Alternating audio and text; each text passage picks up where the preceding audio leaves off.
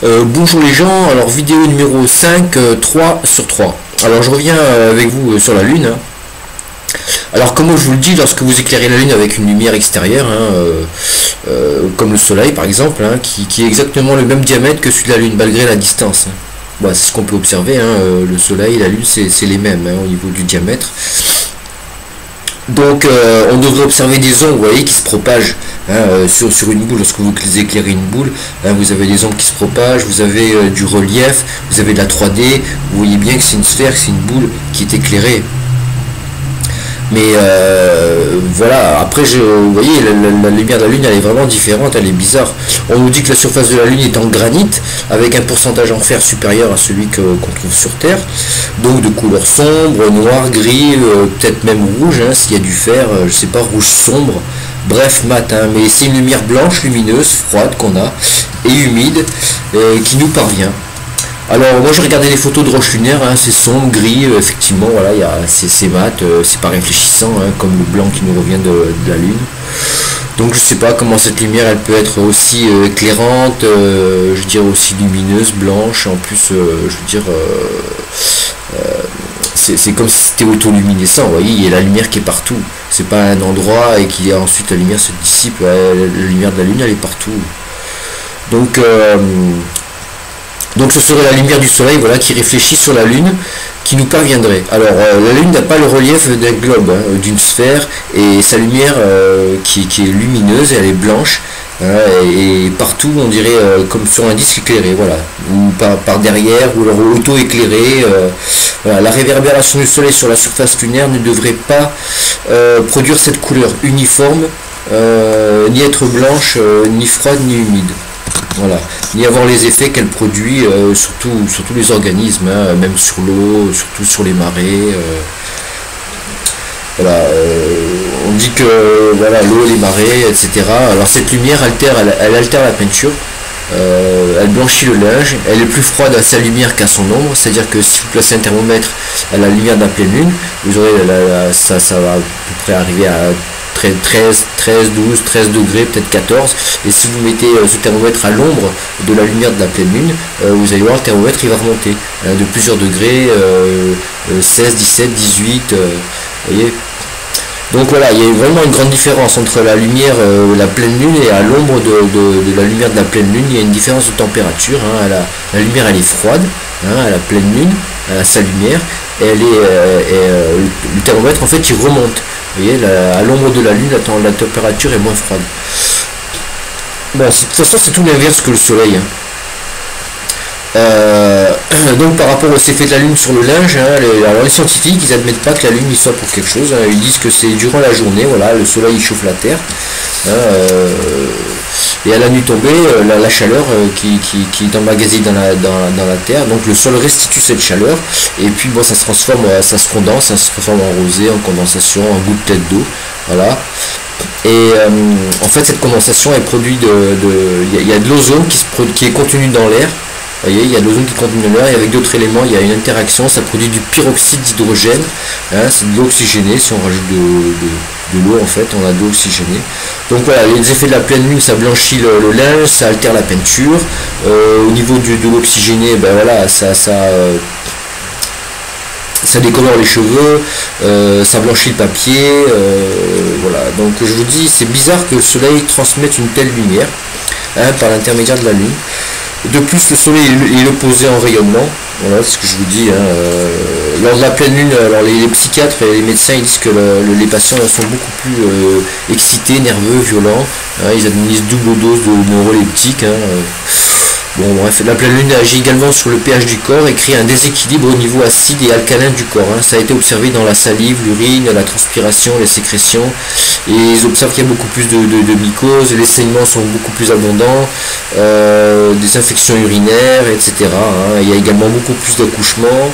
Alors les effets de la lune dans notre corps, voilà, c'est important, et très important, car notre sang contient les mêmes éléments que l'eau de mer.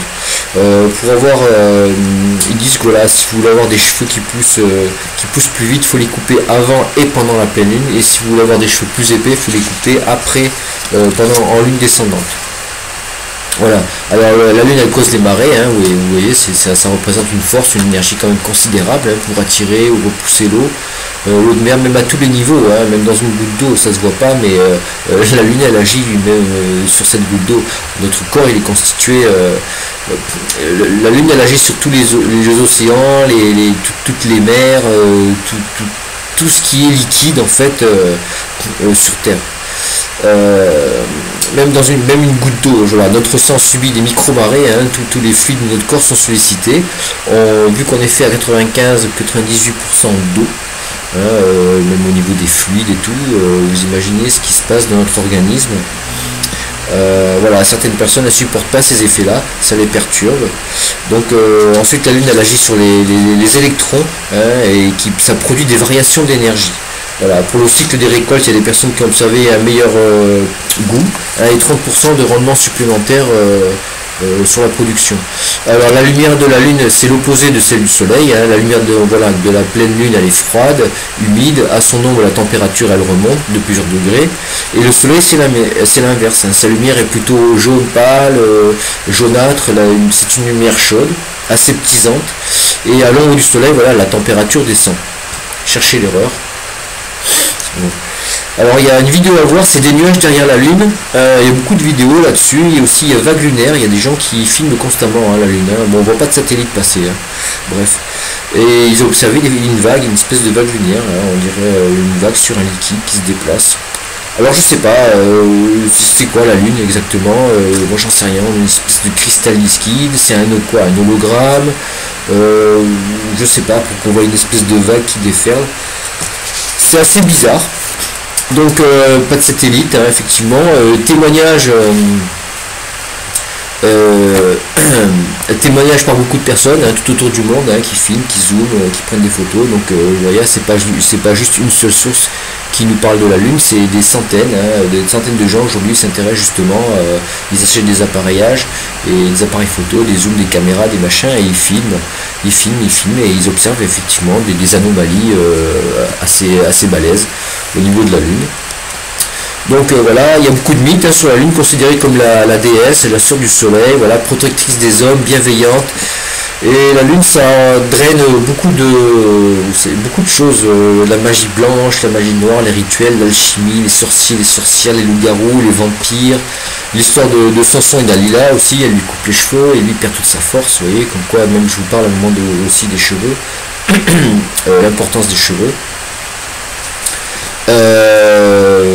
Voilà, donc la Lune a toujours été considérée comme influente sur Terre. Hein, c'est une déité et non pas c'est pas un caillou dans l'espace, hein, comme on nous dit dans les mythes, dans les légendes, ils nous disent pas que c'est un caillou qui flotte comme ça dans l'espace. Ils font plutôt référence à des énergies, des forces, une puissance, une déité ou des déités.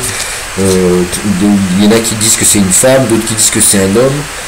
Il y a une grande importance, une grande influence, et les anciens ils savaient tout ça, et ils savaient très bien utiliser les influences de la Lune, ils connaissaient tout, les positionnements et tout, quoi faire, quand, où, comment, voilà, l'astrologie c'était pas nouveau pour eux, hein, l'astrologie et tout ce qui concerne la Lune en fait, hein, ils connaissaient tout, voilà, il y avait pas de secret pour eux au niveau de la Lune, des éléments, des énergies qu'elle fournissait, ils savaient très bien s'en servir. On retrouve dans toutes les légendes et tous les mythes du monde entier, voilà, les histoires sur la Lune. Les anciens connaissaient le ciel de A à Z. Hein. Alors la Lune, elle est considérée, c'est la déesse de la nuit, protectrice des hommes. Dans la mythologie grecque, c'est Sélénée, qui vient du grec brillant, qui brille, fille des titans, Hyperion et Théa, et sœur d'Hélios, le soleil. Voilà. Donc bah, c'est tout pour la Lune. Je vous parle de Samson et Dalila, mais ça n'a rien à voir, c'est un autre documentaire que j'ai fait, je suis en train d'y penser, là j'ai dit n'importe quoi. Ouais, c'est pas grave, Samson et Dalila, bref, je vous explique l'histoire des cheveux, je sais pas pourquoi j'ai mis ça avec la Lune. Voilà, bah, en fait oui, elle coupe les cheveux, je sais pas, hein, peut-être pendant la pleine Lune, ou peut-être après justement, pour pas qu'ils repoussent vite, je sais pas, peut-être qu'il y a ça aussi dedans. Mais bon voilà, allez, je vous dis au revoir, et puis bah, pour une prochaine vidéo, salut.